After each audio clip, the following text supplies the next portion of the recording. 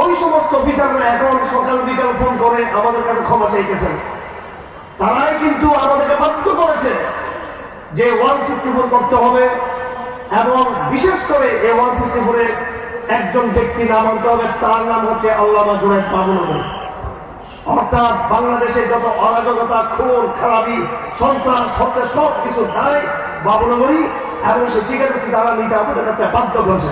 এখানে হেফাজতের নেতৃত্ব রয়েছেন যারা বিগত দিন ইনচার্জ হয়েছিলেন। আমি আশা করব যারা ফজল করিম সাহেব, তিনি চট্টগ্রামের মানুষ এবং এখানে অনেকের সাথে আমাদের সাথে আত্মীয়তার সম্পর্ক রয়েছে, তিনি নতুন ভাবে তওবা করে জেল থেকে ফিরে আসবেন, এটা আমরা আশা করি। অনেকে জিজ্ঞেস করতে চাই যে বাংলাদেশের ভবিষ্যতের রাজনীতি কেমন হবে, এটা পরিষ্কার।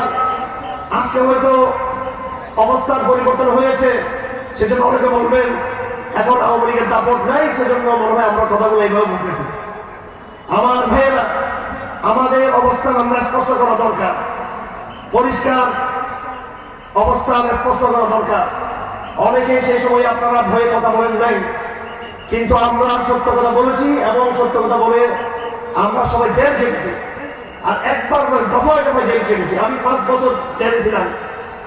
তার মানে হলো যখন আওয়ামী লীগ পূর্ণাঙ্গ দাপটে ক্ষমতায় ছিল তখনও কিন্তু আমরা সত্য উচ্চারণ করেছি।